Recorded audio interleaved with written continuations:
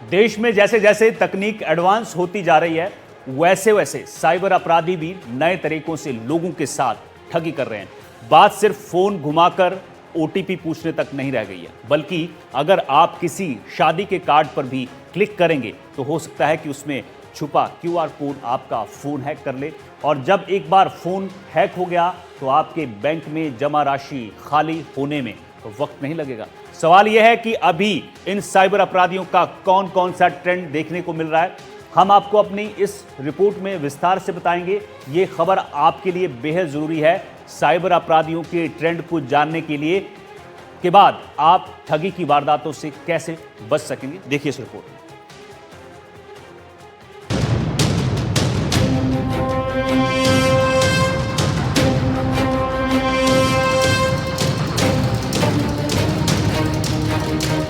देश में साइबर ठगी के मामले तेजी से बढ़ते जा रहे हैं। वहीं राजस्थान भी अब साइबर ठगी के मामले में टॉप पर आता जा रहा है। रोजाना सैकड़ों लोग साइबर ठगी के शिकार हो रहे हैं। हाई कोर्ट ने भी राजस्थान पुलिस के उच्च अधिकारियों को त्वरित कार्रवाई के निर्देश दिए हैं, तो वहीं पुलिस भी जागरूकता अभियान चला रही है। जैसे जैसे सब कुछ डिजिटल होता जा रहा है, नई नई तकनीक आती जा रही है, वैसे वैसे साइबर ठगी के अपराध का ट्रेंड भी बदल रहा है। ट्रेंड के हिसाब से ही साइबर ठग लोगों को अपना शिकार बना रहे हैं। आने वाले दिनों में राजस्थान में नवंबर के महीने से शादियों का सीजन शुरू हो जाएगा और इसी का फायदा साइबर ठगों ने उठाया है और इसी को अपना नया ट्रेंड बनाया है। शादी के कार्ड के नाम पर अब साइबर ठगी हो रही है। दरअसल सबसे पहले ठग व्यक्ति का व्हाट्सएप हैक करते हैं, फिर उसके व्हाट्सएप से शादी का इनविटेशन कार्ड बनाकर भेजते हैं।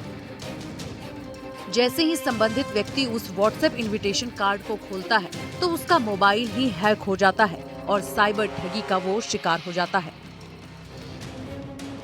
जैसे जैसे टेक्नोलॉजी एडवांस होती जा रही है, वैसे वैसे साइबर अपराधी भी अपने आप को एडवांस बनाते जा रहे हैं और लोगों को अलग अलग तरीके से लालच देकर जाल में फंसाते हैं और उनसे ठगी करते हैं। शादी के कार्ड के जरिए ठगी, एपी के फाइल भेजकर जमकर ठगी हो रही है। शेयर मार्केट में क्रिप्टो करेंसी का सहारा लेकर ठगी को अंजाम दिया जा रहा है। बुजुर्गों को पेंशन देने के नाम पर ठगा जा रहा है। बेरोजगारों को बनाते हैं निशाना। टेलीग्राम पर नौकरी के बहाने जमकर ठगी हो रही है। डिजिटल अरेस्ट कर लोगों को लूटा जाता है। पुलिस का कहना है कि पुलिस कभी भी किसी व्यक्ति को डिजिटल अरेस्ट नहीं करती। ऐसे ठगों से सावधान रहे, उनके झांसे में ना आए। कई प्रकार के साइबर ठगी का ट्रेंड बदला है। दरअसल अब शादियों का सीजन आने वाला है, तो अब संबंधित व्यक्ति जिसके घर में शादी भी नहीं है उसका व्हाट्सएप हैक किया जा रहा है और उसके बाद इनविटेशन कार्ड व्हाट्सएप पर भेजा जा रहा है और संबंधित व्यक्ति उसको क्लिक कर रहा है तो वो साइबर ठगी का शिकार हो रहा है। इसके साथ ही सरकारी योजनाओं का लाभ कैसे मिले, इस पर भी साइबर ठगी हो रही है। इसके साथ ही एसबीआई बैंक या अन्य बैंक की फायदा पहुंचाने के लिए लोन के नाम पर भी साइबर ठगियां हो रही है। तो लगातार अलग अलग तरीके से जो साइबर ठगी का ट्रेंड है वो बदल रहा है। मौसम भी अभी चेंज हुआ है, तो मौसम की जानकारी के लिए भी लिंक आ रहा है, उस पर क्लिक करेंगे तो भी साइबर ठगी होती है। तो हर जगह हर कदम कदम पर जो ट्रेंड है वो लगातार बदलता जा रहा है। तो ऐसे में अब राजस्थान पुलिस भी लोगों से अपील कर रही है कि इस तरह के झांसे में नहीं आए।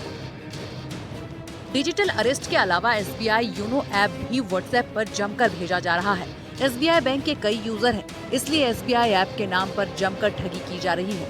वहीं लोन के नाम पर भी लोगों को जमकर लूटा जा रहा है। राजस्थान पुलिस भी अब साइबर अभियान चला रही है। लोगों को जागरूक करने के लिए स्कूल, कॉलेज, व्यापारियों तक पुलिस की टीमें जा रही है और लोगों को साइबर ठगी के प्रति जागरूक कर रही है। पुलिस का कहना है कि साइबर ठगी होने पर तुरंत साइबर टोल फ्री 1930 पर कॉल करें। लगातार बढ़ रहे साइबर ठगी को लेकर सुप्रीम कोर्ट और राजस्थान हाई कोर्ट भी सख्त नजर आ रहा है। राजस्थान हाई कोर्ट ने पुलिस के उच्चाधिकारियों को कोर्ट में तलब किया और उनसे कहा कि पीड़ितों को इंसाफ मिले और साइबर ठगों पर कठोर एक्शन हो। वहीं केवल छोटे साइबर ठग ही पकड़ में आते हैं, मुख्य सरगना को भी पुलिस पकड़े। हमने आपको साइबर ठगी के नए ट्रेंड के बारे में बताया। उम्मीद करते हैं कि आप इन साइबर ठगी के नए ट्रेंड से सावधान रहेंगे और साइबर ठगों के जाल में नहीं फंसेंगे। न तो किसी अनजान व्यक्ति से बात करेंगे, न किसी को अपना ओटीपी बताएंगे और न ही किसी अनजान लिंक पर क्लिक करेंगे। डिजिटल युग में पैसों का ट्रांजैक्शन बड़ी आसानी से हो जाता है। ऐसे में सतर्क रहना बेहद जरूरी है। जयपुर से संवाददाता दीपक चावला की रिपोर्ट। उधर जयपुर में अपराधियों के खिलाफ पुलिस ने करारा प्रहार किया है। अपराध को जड़ से खत्म करने के लिए पुलिस ने ऑपरेशन शिकंजा चलाया है, जिसमें सिर्फ 4 दिनों में 500 ठिकानों पर दबिश देकर 16 अपराधियों को पकड़ा गया है।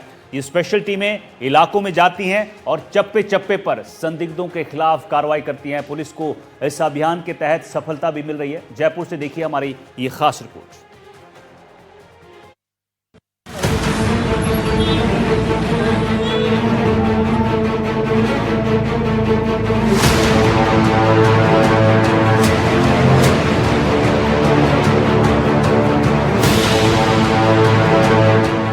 जयपुर में अपराध को जड़ से खत्म करने के लिए जयपुर पुलिस ने ऑपरेशन शिकंजा चलाया है।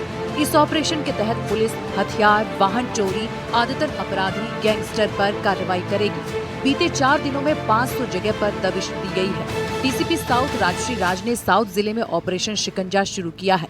ऑपरेशन शिकंजा के तहत पुलिस टीमों को विशेष निर्देश दिए गए हैं, जिस पर टीमें संदिग्ध लोगों, बदमाशों, संदिग्ध जगह, आदतन अपराधियों के खिलाफ एक साथ कार्रवाई कर रही है। संगठित अपराध को कंट्रोल करने के उद्देश्य से ये एक स्पेशल अभियान ऑपरेशन शिकंजा के नाम से हमने पिछले 4 दिनों से चलाया है, जिसमें हम करीब 9-10 बिंदुओं पर हमने काम किया है।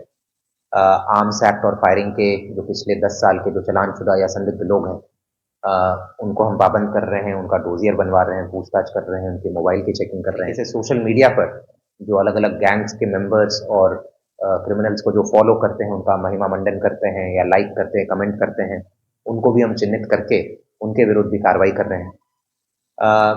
इस तरीके से ये 9-10 बिंदुओं पर हमने पिछले 4 दिनों में काम किया है। सोमवार से शुरू हुए अभियान का परिणाम भी आने लगा है। पुलिस ने बड़े स्तर पर अपराध के खिलाफ कार्रवाई की है और इस प्रकार के ऑपरेशन से पुलिस को सफलता भी मिल रही है। पुलिस ने 500 से ज्यादा ठिकानों पर टीम बनाकर रेड मारी है। 110 वाहनों को सीज किया गया है। 16 अपराधियों की गिरफ्तारी हुई है। 33 से ज्यादा होटल मालिकों को नोटिस दिया गया है। 4 दिनों में 500 जगहों पर दबिश दी गई है। दरअसल पुलिस मुख्यालय से अपराध के खिलाफ सख्ती से निपटने के निर्देश मिले हैं, जिसके बाद डीसीपी साउथ राजश्री राज ने विशेष प्लान तैयार किया और इस ऑपरेशन को चलाया है। ऑपरेशन का नाम शिकंजा इसलिए रखा गया है ताकि अपराधियों को जड़ समेत खत्म किया जाए। इस दौरान साउथ जिले की डीएसटी, साइबर सेल और थाना पुलिस की टीमों ने संयुक्त रूप से कार्रवाई करते हुए कई संगठित अपराधियों पर नकेल कसी है। लंबे समय से फरार चल रहे 45 अस्थायी वारंटी, वांछित अपराधी और गिरफ्तार वारंटियों को पकड़ा गया है। हथियारबंद अपराधियों के खिलाफ जयपुर दक्षिण के शिप्रापथ, महेश नगर, मुहाना, श्याम नगर और शिवदासपुरा थानों में 5 FIR दर्ज की गई है। मामलों में रमजान अली, परवेश, उमेश सिंह उर्फ अंग्रेज, धनराज गुर्जर उर्फ DK गुर्जर और शंकर धोबी को गिरफ्तार किया गया है।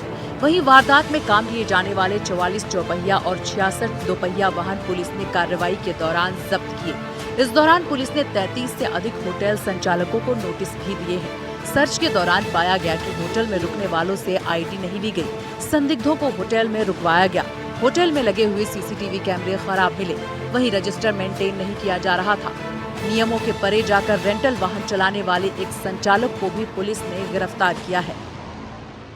जयपुर में अपराध के खात्मे को लेकर डीसीपी साउथ ने ऑपरेशन शिकंजा चलाया है और अपराध पर शिकंजा कसने के लिए अब टीमों ने पिछले 4 दिन में लगभग 500 जगह पर दबिश मारी है और लगभग इसमें 45 वाहन, दोपहिया वाहन इसको जब्त किया है, चौपहिया वाहन इसको जब्त किया गया है और लगभग 3 से 4 आर्म्स एक्ट में कार्रवाई की गई है। इसके साथ ही पुलिस का तर्क ये भी है कि बदमाश होटल और धर्मशालाओं में रुकते हैं तो वहां पर भी दबिश दी गई है। डीसीपी साउथ का कहना है कि साउथ जिले में लगातार अपराध बढ़ रहे हैं तो उनको रोकने के लिए जयपुर की साउथ पुलिस ने ऑपरेशन शिकंजा कसा है और इस ऑपरेशन के तहत आने वाले दिनों में आर्म्स एक्ट, वाहन चोरी और संदिग्ध अपराधियों पर सख्त कार्रवाई की जाएगी। अपराध को जड़ से खत्म करने के लिए ऑपरेशन शिकंजा महत्वपूर्ण कड़ी माना जा रहा है। आने वाले दिनों में इस अभियान को जयपुर पुलिस और तेजी से चलाएगी। जयपुर से संवाददाता दीपक चावला की रिपोर्ट। राजस्थान में अवैध तरीके से धर्मांतरण एक गंभीर मुद्दा है। इससे जुड़े नए नए मामले देखने को मिल रहे हैं। ऐसा ही एक मामला सामने आया है उदयपुर से, जहां एक घर में खाना बनाने वाली महिला के साथ एक डॉक्टर ने न सिर्फ यौन शोषण किया बल्कि उसका धर्म बदलवाने की कोशिश की। समय रहते महिला ने पुलिस को इस बात की सूचना दे दी। क्या है पूरी कहानी, उदयपुर से हमारे सहयोगी विपिन सोलंकी की ये खास रिपोर्ट देखिए आप।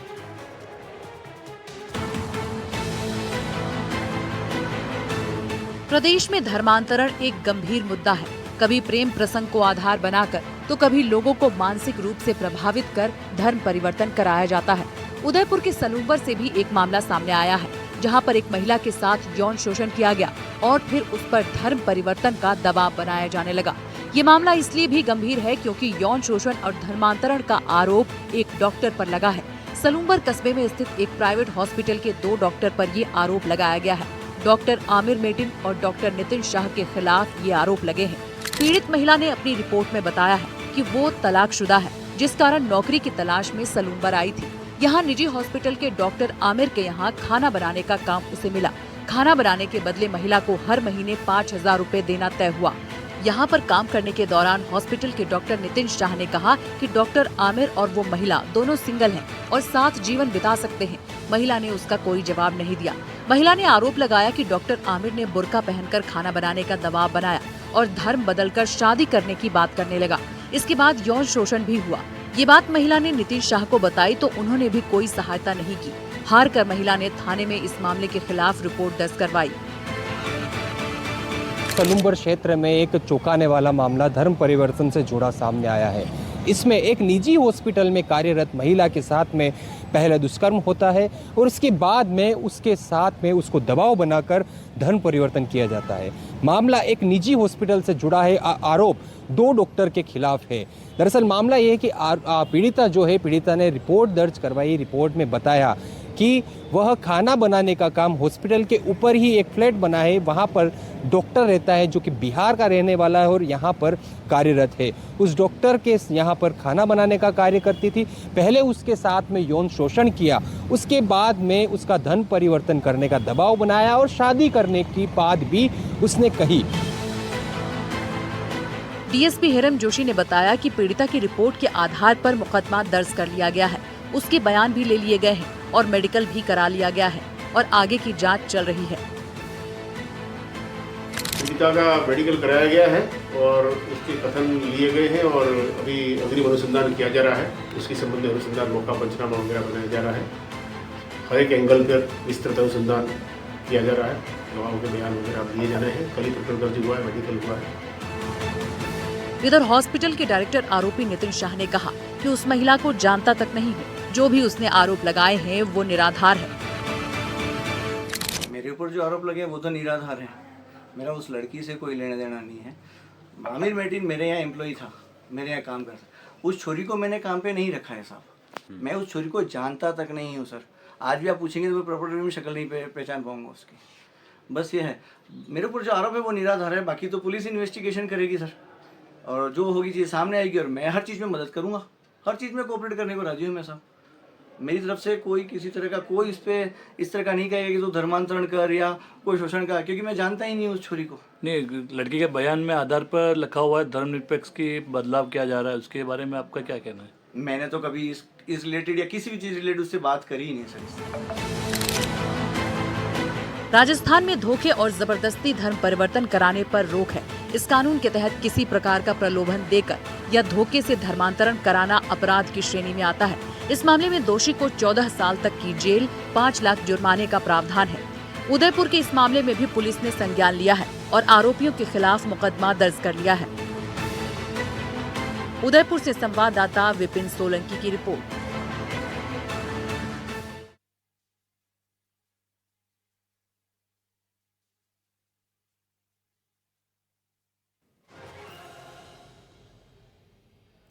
पूर्व अभिनेत्री ममता कुलकर्णी का एक बयान सुर्खियों में है। उनके बयान के बाद दाऊद इब्राहिम और विकी गोस्वामी की चर्चाएं शुरू हो गई हैं। ममता कुलकर्णी ने कहा कि दाऊद इब्राहिम से मेरा कोई लेना देना नहीं है, जिससे मेरा नाम जुड़ा था, यानी विक्की गोस्वामी, उसका बम ब्लास्ट से कोई लेना देना नहीं है। देखिए रिपोर्ट।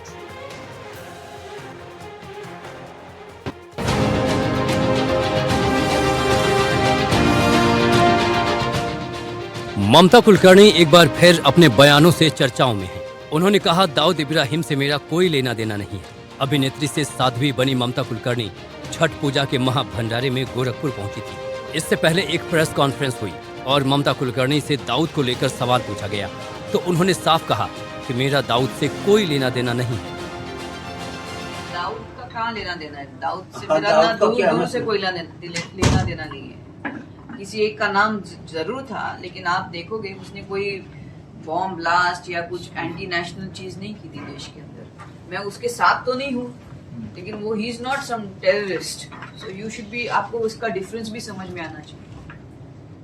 आप जब दाऊद का नाम लेते हो, जिसके साथ मेरा नाम जुड़ा है, उसने कभी बॉम्ब ब्लास्ट नहीं किया बॉम्बे के अंदर, कभी सुना आपने? जिसका नाम आप ले रहे हो, दाऊद का कभी नाम था ही नहीं मेरा, कभी दाऊद को मैं जीवन में नहीं मिली। जब ममता कुलकर्णी के बयान में दाऊद का नाम आया तो चर्चाएं दूसरी दिशा में घूम गई, क्योंकि अपने पहले बयान में ममता कुलकर्णी ने बहुत साफ तौर पर विक्की गोस्वामी का नाम नहीं लिया था। इसलिए उन्होंने फिर से एक बयान दिया और बताया कि वो क्या कर रही थी। कॉन्फ्रेंस हुई जिसमें मुझे दाऊद इब्राहिम के बारे में प्रश्न किया गया कि आपका नाम अंडरवर्ल्ड दाऊद इब्राहिम से जुड़ा है। तो मैंने प्रेस वाले को बोला कि ना मेरा कभी नाम दाऊद इब्राहिम से जुड़ा है और ना मैंने आज तक कभी उसको देखा है, ना मिली हूं। तो ये प्रश्न का कोई सवाल नहीं उठता। और जिससे मेरा नाम जुड़ा है था कुछ क्षण के लिए, जिसका नाम है विक्की गोस्वामी। तो आपने कभी सुना क्या कि विक्की गोस्वामी ने इंडिया में किधर ब्लास्ट किया या किसी देश के एंटी नेशनल एलिमेंट्स में काम किया? नहीं ना। तो मेरा दाऊद से कोई लेना देना नहीं, ना मुझे उसका प्रश्न पूछना कोई जरूरी बनता है आपका। बस इतना ही बोला, लेकिन प्रेस ने इस चीज को उछाल दिया। मैं चाहती हूँ कि वापस मेरा वो इंटरव्यू शांतिपूर्वक सुने और बाकी जो साधु संत है, मैं चाहती हूँ वो अपना विवेक इस्तेमाल करे। वापस वीडियो देख के मैंने क्या बोला है कि ना मैं कभी दाऊद से मिली हूँ, ना मेरा उससे कोई लेना देना है।